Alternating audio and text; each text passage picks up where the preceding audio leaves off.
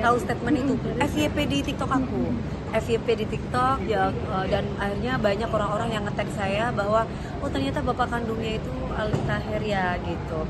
Terus udah gitu nge-tag anak saya, itu yang saya merasa terganggu. Mami mungkin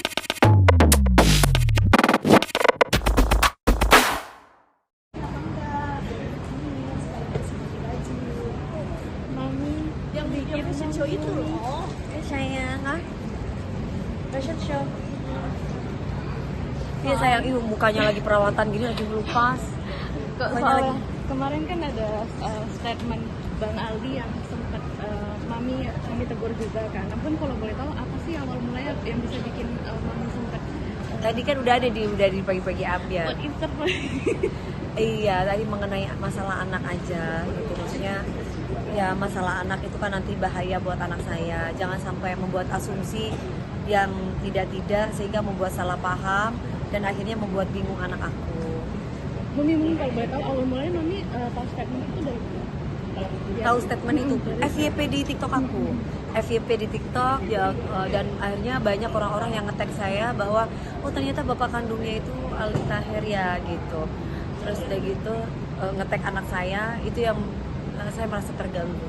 Mami mungkin kan banyak juga netizen yang tanya nih, kalau boleh tahu kenapa sih Mami negur Bang Aldi lewat sosmed gitu, mungkin kenapa nggak bikin langsung kalau boleh tahu? Kenapa nggak lewat WA? Ya kenapa podcast? Kan itu sosmed. Harusnya kalau misalkan Mas Aldi memang nganggep anak saya itu sebagai anak, ya udah di WA aja, jangan di podcast. Ya podcast kan sosmed, udah kemana-mana gitu.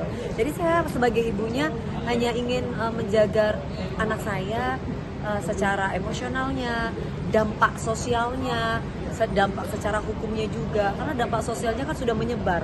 Ini aja belum apa-apa udah asumsi orang udah macam-macam. Jadi ini perlu diluruskan supaya anak saya aman, tenang, dan tetap mempercayai saya, ibunya yang selama ini memberikan kasih sayang, merawat, mencintai.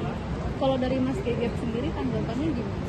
Kan 2 minggu kemarin aku belum sempat komunikasi sama anak saya karena anak saya ada di hutan selama seminggu lebih. Jadi 2 mingguan baru kemarin itu bisa telepon, terus video call, terus mana handphonenya ibu ya, video call, ya ekspresinya ya tiba-tiba mama ada apa gitu. Jadi kan dia tuh orangnya kan protek gitu kan, anak posesif gitu ke saya. Jadi ketika ada kayak gitu ekspresinya kayak gini nih.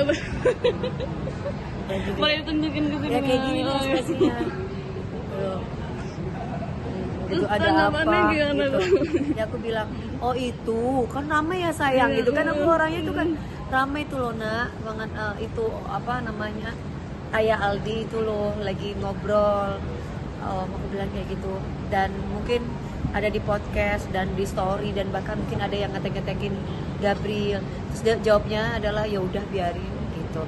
Terus udah gitu, mah aku kemarin dia nggak ngomong itu lagi gitu.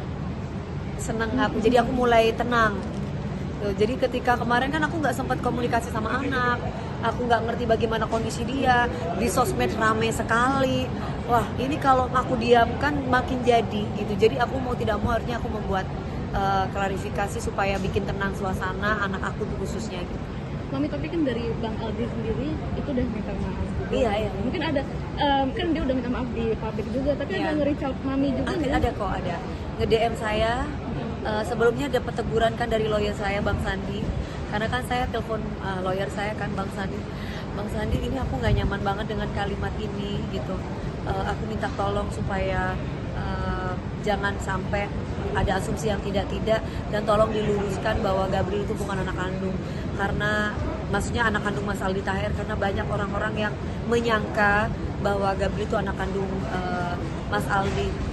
Karena kondisinya anak aku sekarang kan lagi pendidikan, ya akhirnya diteleponlah sama Bang Sandi Arifin, dan kemudian Mas Aldi Taher itu sempat WA katanya, tapi mungkin karena saya nggak nge-save nomornya gitu, jadi nggak ada gitu kan. Jadi beliaunya itu hanya sekedar DM.